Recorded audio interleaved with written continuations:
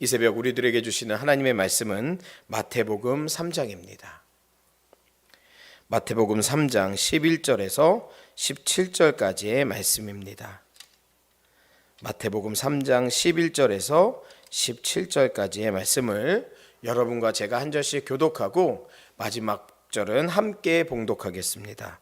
마태복음 3장 11절부터 17절까지의 말씀입니다. 나는 너희로 회개하게 하기 위하여 물로 세례를 베풀거니와 내 뒤에 오시는 이는 나보다 능력이 많으시니 나는 그의 신을 들기도 감당하지 못하겠노라.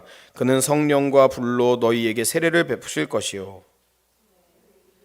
자기의 타작마당을 정하게 하사 알곡은 모아 곳간에 들이고 쭉정이는 꺼지지 않는 물에 태우시리라. 이때 예수께서 갈릴리로부터 요단강에 이르러 요단에게 세례를 받으러 가시니 요한이 말려 이르되 내가 당신에게 세례를 받아야 할 터인데 당신이 내게로 오시나이까. 예수께서 대답하여 이르시되 이제 허락하라. 우리가 이와 같이 하여 모든 의를 이루는 것이 합당하니라 하시니 이에 요한이 허락하는지라. 예수께서 세례를 받으시고 곧 물에서 올라오실새 하늘이 열리고 예수님의 성령이 비둘기같이 내려 자기 위에 임하심을 보시더니. 함께 읽겠습니다. 하늘로부터 소리가 있어 말씀하시되 이는 내 사랑하는 아들이요 내 기뻐하는 자라 하시니라. 성경을 읽다 보면 성경은요 정욕과 욕심과 욕망에 대해서 많이 경계하는 것 같습니다.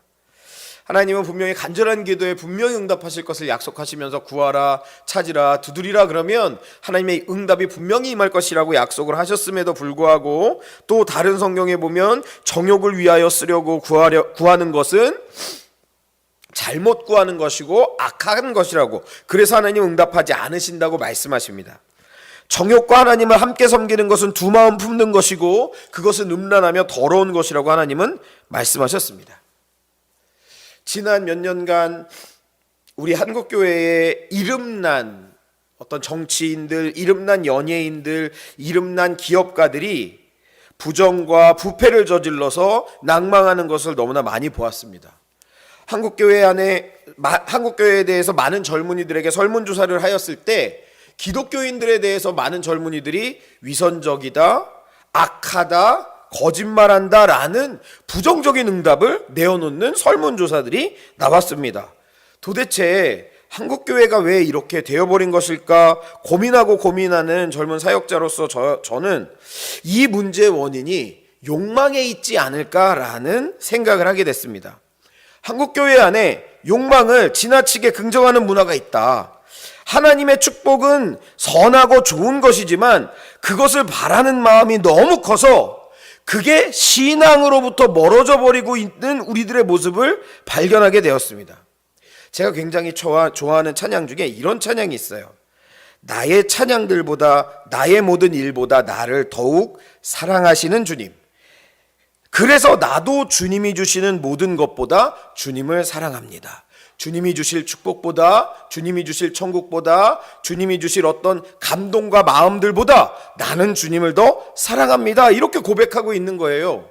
아니, 주님을 사랑하는 것과 주님이 주시는 축복을 감사하고 사랑하는 것이 어떻게 다른가라고 고민이 될지도 모르겠지만 이 가사에 신앙의 아주 중요한 본질이 저는 숨어 있다고 생각합니다. 욕망에 가득한 사람을 성경에 찾아보았더니 저는 38년 된 베데스다 중풍병자가 생각나더라고요. 이 사람은 강력한 욕망을 가지고 있었어요. 어떤 욕망이요? 낫고자 하는 욕망이요. 그래서 예수님이 그를 만나서 예수님의 은혜로 그의 병이 나았습니다. 그런데요, 이 사람이 아주 잠시 후에 어떻게 됐냐면 안식일에 자기가 물건을 옮기게 하였다고 바리새인들에게 예수님을 고발해요.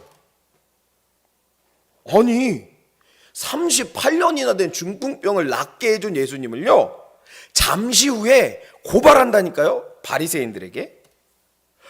욕망이 어찌나 나쁜 것인지 우리들이 그리스도께 너무나 큰 은혜를 받았음에도 불구하고 그 은혜를 잊어버리고 나 자신의 안위를 위해 그리스도를 팔아먹는, 그리스도를 고발하는 그러한 일을 하더라고요. 그래서 욕망이 그렇게 나쁜 것인가 라고 생각했는데 또 생각을 해보니까 정말 낳고자 하는 욕망에 가득 차서 예수님을 막 길거리에서 부르짖었던 소경 바디메오도 있더라고요. 그는 어때요? 낳고자 하였어요. 거리에서 예수께 나아가기 위해 그렇게 소리 지르고 소리 질렀어요. 그런데 그가 낳은 뒤에 어떻게 했어요? 간절히 예수님을 찬양하는 모습을 보았어요. 욕망이 그러면 그저 나쁜 것은 아닐까? 저는 이 두 사람의 이야기를 통해 욕망에 대한 아주 중요한 한 가지 통찰을 얻게 되었습니다. 그게 뭐냐면 바디메오가 아니라 베데스다의 중풍병자와 같은 사람의 욕망이 신앙을 집어삼킨 거였어요. 이 사람은 예수님을 만나서 38년 된 병이 나았지만 병을 낫고 싶다, 내 이 병이 낫고자 한다라고 하는 그의 욕망이 예수님을 만난 그 모든 사건을 집어삼켜 버렸어요. 반대로 처음에는 주님께 내 병이 낫기 위해 나아왔지만, 그렇지만 예수님을 만난 다음에 내 마음속에 심겨진 그 신앙과 믿음이 나의 욕망을 넘어서 나를 하나님께로 이끄는 모습도 있어요. 그래, 욕망은 그냥 좋고 나쁨을 쫙 줄지어서 가를 수 있는 것이 아니다. 욕망은 내가 어떤 사람인가를 규정해주는 아주 중요한 척도가 욕망이다. 내가 무엇을 욕망하는가? 그것이 나의 정체성을 알려주는 아주 중요한 키구나라는 걸 알게 되었습니다. 오늘 우리가 읽은 성경 말씀의 아주 중요한 핵심 인물 세례 요한도요, 욕망에 가득한 사람이었던 것 같습니다. 모든 복음서에 등장하는 이 세례 요한의 모습은 어떻습니까? 그의 인생을 다 바쳐서, 그의 인생을 다 내던져서 어떻게 해요? 하나님의 나라를 간절히 바라고 강렬하게 열망하는 모습을 보여줘요. 요단강가에서 약대 털옷 입고 메뚜기와 석청을 먹으면서 복음을 선포하는 그의 모습을 한번 상상해 보십시오. 생각해 보세요. 우리 여기 객사 한가운데 약대 털옷을 입고 지팡이를 든 사람이 메뚜기와 꿀만 먹으면서 회개하라, 천국이 가까웠느니라 라고 외친다면 우린 그 사람 어떻게 볼까요? 미친 사람으로 보지 않겠습니까? 광인 같았어요. 그는 무엇에 미쳐버린 거예요? 도래할 하나님 나라에 미쳐버린 사람이었어요. 요한의 욕망은요, 그렇게 강력했어요. 그런데 요한의 욕망을 가만히 살펴보면 그의 욕망이 자기 자신을 넘어서고 있는 걸 볼 수 있어요. 우리 11절 말씀을 같이 한번 읽어볼까요? 11절 말씀 읽어보겠습니다. 시작. 나는 너희로 회개하게 하기 위하여 물로 세례를 베풀거니와 내 뒤에 오시는 이는 나보다 능력이 많으시니 나는 그의 신을 들기도 감당하지 못하겠노라. 그는 성령과 불로 너희에게 세례를 베푸실 것이요. 오늘 이 고백은 무슨 얘기냐면 내 뒤에 오시는 그분이 나보다 크시다라는 고백이에요. 지금 세례 요한은요, 내 뒤에 오실 예수님을 간절히 열망하고 욕망하는 사람이었어요. 근데 그분이 어떻다고요? 나보다 크다고요. 우리는 분명히 알아야 돼요. 요한이 지금 자기 자신을 넘어서서 하나님의 나라를 열망하고 있다는 사실을요. 저는 이제 자랑할 때 되게 신나잖아요. 근데 저는 특별히 제 여동생 자랑할 때 신나더라고요. 사업수완도 좋고 애가 열심히 일해가지고 좀 인정받는 케이크 만드는 제빵사예요. 그래서 저는 여동생 자랑할 때 되게 신나요. 그런데 여동생 자랑할 때 신나는데 그 신나는 가장 중요한 키워드가 뭐냐면 그 잘하는 제빵사 저 여자애가 누구예요? 내 동생이야가 중요한 거예요. 내 동생이야. 즉 여동생을 자랑하는 제 마음속의 그 열망은 저 자신을 뛰어넘지 못해요. 그 열망도 그 자랑도 다 누굴 위해 하는 거예요? 여동생 위해 하는 게 아니라 날 위해 하는 거예요. 날 위해. 그죠? 나와 연관 있는 게 중요한 거예요. 오실 메시아를 높이는 일은요, 자기 자신이 망하는 길임에도 불구하고 오늘 요한은 오실 메시아를 증거하고 오실 메시아를 자랑하고 있다는 거예요. 오실 메시아를 너와 비교하지 않고 나 자신과 비교하고 있다는 거예요. 제가 학교를 다닐 때 1호선을 이렇게 타고 가다 보면 전철에서 전도하시는 분들이 계세요. 이제 마음으로 이렇게 예수님의 복음을 전하시는구나 응원할 때도 있지만 가끔 너무 마음이 불편할 때가 있어요. 어떤 경우냐면 이분들이 예수님에 대해서 곧 올 심판과 재림에 대해서 막 증거를 하는데, 근데 그게 어떻게 느껴지냐면 너네들 다 죽었어, 우리 주님 오시면 너네 다 끝이야, 이것들 다 회개해, 너네들 다 끝이야, 근데 난 구원받을 거야, 이런 느낌 있잖아요. 이분은 지금 곧 오실 예수님을 자랑하는 게 아니라 너네는 다 끝났는데 난 살 거야 라는 나 자신을 뛰어넘지 못하는 욕망에 휩싸여 있구나라는 생각이 들더라고요. 그런데 오늘 요한은 어때요?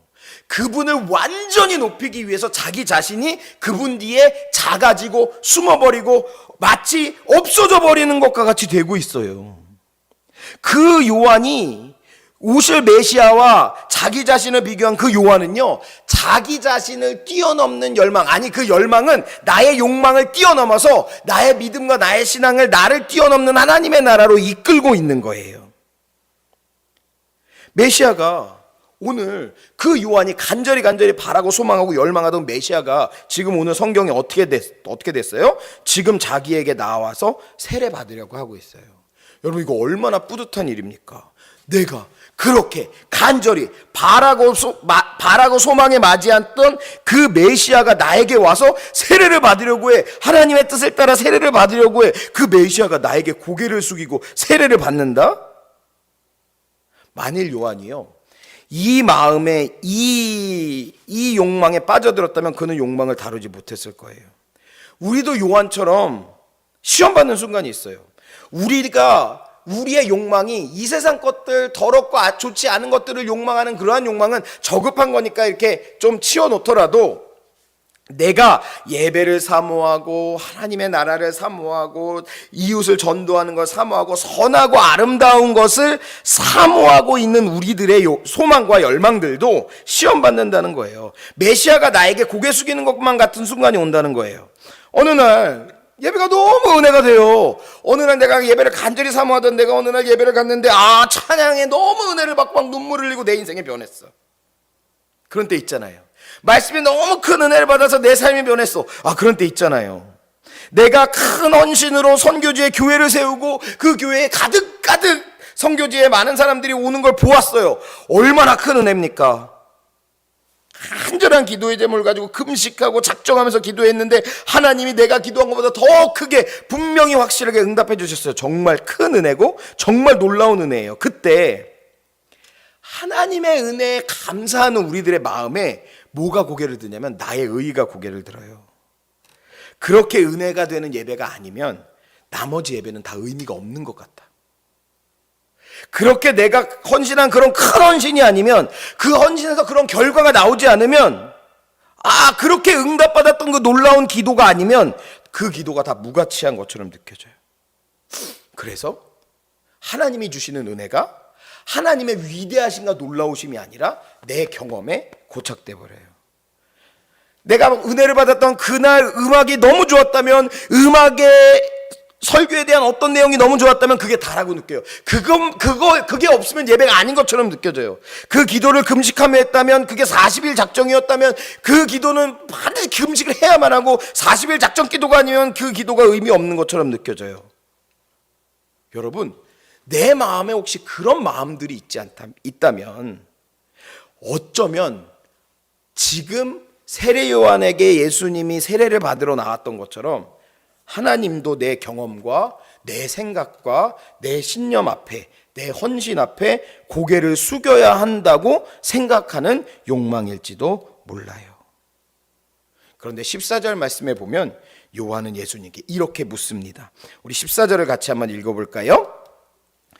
요한이 말려 이르되 내가 당신에게 세례를 받아야 할 터인데 당신이 내게로 오시나이까? 하나님의 말씀을 향한 요한의 자세는 언제나 동일했어요. 하나님이 우선 말씀의 명령이 먼저. 그랬기 때문에 그리스도가 나에게 와서 고개를 숙이는 이 상황이 도저히 받아들여질 수 없는 거예요. 그는 메시아가 나를 세례를 줘야지 내가 메시아의 세례를, 말도 안 되는 거라고 생각했어요. 그런데 심지어 그는 자기가 가지고 있던 그 마땅하고 겸손한 태도를 넘어서는 주님의 명령까지도 예수께서 이제 허락하라 우리가 이와 같이 하여 모든 의를 이루는 것이 합당하니라 하신 그 말씀 앞에 순종해서 예수님께 세례를 베푸는 모습을 나타나요. 이때 우리가 그렇게 하나님께 겸손하게 나아가 무릎을 꿇을 때 나의 열망과 나의 소망이 나 자신을 뛰어넘어 정말 하나님의 나라를 갈망하고 소망할 때, 그래서 내가 무릎 꿇고 순종하고 겸손하게 아버지 하나님의 그 말씀과 뜻 앞에 나아갈 때, 그때 하나님은 요한의 욕망과 요한의 열망과 합력해서 하나님의 나라를 이루신, 마찬가지로 우리의 열망과 우리의 소망과 합력해서 하나님의 나라를 이루신다는 거예요. 욕망을 거세해서 수도원에서 살아가는 것처럼 살아가는 것은 사실 성경의 가르침이 아닙니다. 왜냐하면 우리가 무엇을 욕망하는가가 우리를 규정하기 때문이에요. 그렇지만 내 욕망, 내 열망에서 한 걸음도 벗어나지 못하는 삶도 성경의 가르침을 따르는 삶이 아니에요. 왜냐하면 결국 하나님의 나라는 내 열망과 내 욕망을 넘어서서 오시기 때문이에요. 결국 예수님의 십자가를 생각해 보면 예수님의 십자가는 예수님의 열망과 예수님의 욕망을 넘어서서 온 게 아닙니까? 주님이 나는 이 사람들을 위해서 대의를 위해서 십자가에 죽었어 하는 얄팍한 자기만족으로 십자가에 죽으신 게 아니잖아요. 그러니까 예수님이 겟세마네 언덕에서 땀이 피가 되도록 기도하는 모습을 우리에게 보여주시고, 엘리 엘리 라마 사박다니 그 고통스러운 절규를 십자가 위에서 보여주신 거잖아요. 예수님의 십자가는 우리를 구원하기 위해 당신의 모든 것을 내어주신 사랑이었어요. 그 십자가는 예수님이 당신의 힘과 당신의 능력으로 어쩌면 우리의 모든 것을 확 휘잡아서 그냥 강제력을 가지고 우리를 구원하고자 하는 그 강력한 열망이 있으셨지만, 그것을 초월하시는, 완전히 자기 자신을 내어주시고 내어버리시는 위대하고 놀라운 은혜가 십자가에 나타났던 것처럼, 오늘 세례 요한도 자신이 간절히 바라고 소망하고 열망했던 메시아의 오심과 도래하는 하나님 나라 앞에서 자신의 열망과 자신의 욕망을 완전히 초월해서 그것을 간절히 바라고 원할 때, 하나님은 그의 욕망과 그의 열망을 사용해서 하나님의 나라를 이루는 위대한 일을 하신다는 거예요. 그러므로 여러분, 우리가 정말 하나님의 나라를 열망한다면, 그 하나님의 나라가 내 삶에 오기를 소망한다면, 그 하나님의 나라가 내 가정에 오기를 소망한다면, 그 하나님의 나라가 우리 바울교회에 오고 이 나라와 민족 가운데 오고 세계와 열방 가운데 오기를 우리가 간절히 소망하고 원한다면, 우리는 우리의 욕망을 다룰 줄 알아야 됩니다. 오늘 세례 요한에게 배운 두 가지만 정리하고 말씀을 마치고자 합니다. 첫 번째, 요한처럼 진정으로 선한 것을, 하나님의 나라를 열망하는 사람이 되어야 한다는 거예요. 간절히 메시아가 오기를 간절히 바라고 소망하고 열망하는 그런 사람이 되어야 한다는 거예요. 그리고 두 번째, 요한처럼 그 선한 것을 열망하는 욕망까지도 하나님의 나라를 위해 넘어설 수 있는 사람이 되어야 한다는 거예요. 그냥 나의 선호가, 나의 불편함이, 혹은 나의 좋아하는 것들이, 그것이 투영되고 그것이 드러나고 나타나는 게 내 신앙생활의 핵심이 되는 게 아니라, 진정으로 하나님의 나라가 우리 가운데 오고 내 열망과 내 욕망과 내 선호를 뛰어넘어서 하나님의 나라가 진짜 드러나고 나타나는 것이, 그게 비록 나 자신에게는 어쩌면 손해일 수도 있고 어쩌면 불편함일 수 있을지 몰라도, 그럼에도 불구하고 그 하나님의 나라가 나타나는 것만이 나의 열망입니다, 나의 소망입니다, 그렇게 고백하는 우리들 모두가 되기를 간절히 바라고 소망합니다. 기도하겠습니다. 사랑과 은혜가 많으신 아버지 하나님, 오늘 이 시간 우리들이 간절히 소망하고 소망합니다. 우리는 간절히 바라고 원합니다. 하나님의 뜻과 하나님의 사랑과 하나님의 은혜가 우리들 가운데 온전히 드러나고 나타나기를 간절히 바라고 원합니다. 하나님, 부족한 우리, 연약한 우리지만 그럼에도 불구하고 하나님이 우리를 사용하기를 원하심을 믿고 고백하오니, 주님, 우리가 하나님의 나라를, 하나님의 뜻을, 하나님의 위대하고 놀라우신 그 영광을 바라고 구하는 일에 나 자신의 작은 욕심, 나 자신의 작은 정욕을 뛰어넘을 수 있도록 주님 도와주시고, 오늘 세례 요한을 통해 우리에게 보여주시고 말씀하신 것처럼 우리들이 선하고 아름다우신 하나님의 나라만을 온전히 바라고 구하게 하여 주옵소서. 이 시간 하나님께 나아와 예배하는 온라인으로 유튜브를 통해 예배하고 있는 우리 사랑하는 바울교회 모든 성도님들 하나님이 붙잡아 주시고 함께하여 주시고 은혜를 내려주시며 또한 귀한 예물 귀한 시간 하나님께 드린 손길들 위싸우니 아버지 하나님 이 예물들 위해 하나님 복 주시고 함께하여 주셔서 예물이 사용되는 곳마다 하나님의 놀라우신 사랑과 은혜와 그 위대한 복음의 능력이 드러나고 나타나는 아버지 하나님 그러한 예물들 될 수 있도록 그러한 시간들 될 수 있도록 도와주시고 함께하여 주옵소서.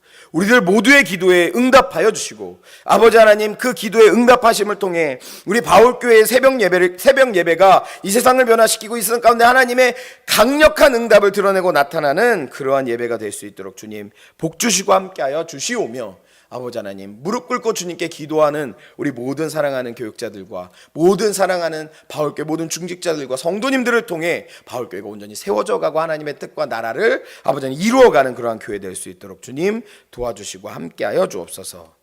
예수님의 이름으로 감사하며 기도합니다. 아멘. 찬송가 428장입니다.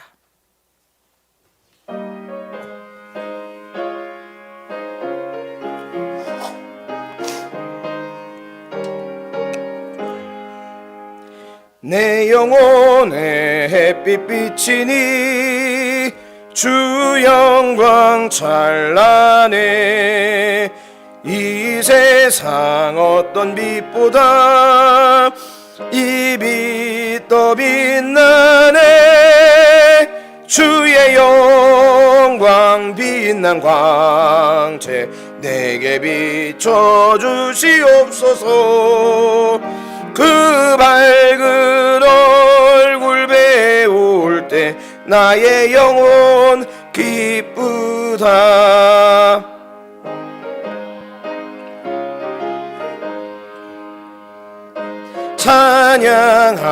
찬양합니다.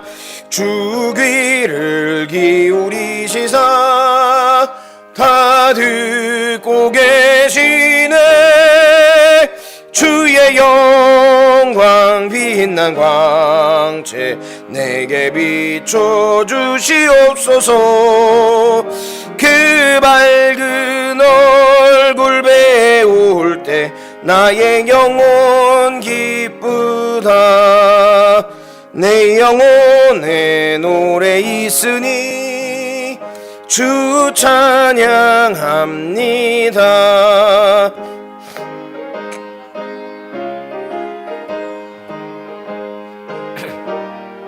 꽃 피네 주의 영광 빛난 광채 내게 비춰 주시옵소서. 그 밝은 얼굴 배울 때 나의 영혼 기쁘다. 내 영혼에 희락이 있고 큰 소망 넘치네 주 예수 복을 주시고 또 내려주시네 주의 영광 빛난 광채 내게 비춰 주시옵소서. 그 밝은 얼굴 배울 때 나의 영혼 기쁘다. 오늘 이 시간 우리들 다 같이 함께 기도하며 나아갈 때 하나님께서 피값으로 세워주신 우리 바울교회와 바울교회의 모든 교역자들, 모든 중직자들, 모든 장로님들, 모든 구역장들, 모든 기관장들, 우리 바울교회 모든 공동체를 위해서, 그리고 하나님께서 세워준 우리 신현모 담임 목사님 하시는 모든 사역들과 말씀 가운데 은혜와 능력을 성령의 충만함을 더하여 달라고, 또한 원파령 원로 목사님 은퇴 후에도 여러 가지 사역들로 하나님께 헌신하고 있는데 건강과 강건함을 더하여 주시고 그 모든 사역들 가운데 열매 맺게 해달라고, 바울교회의 모든 다음 세대와 교회학교 그리고 각 기관의 부흥과 교사들을 위해서, 그리고 마지막으로 코로나19로 고통 속에 있는 모든 이웃과 민족을 위해서 우리 주여 한번 힘차게 부르짖고 다 같이 기도하도록 하겠습니다. 주여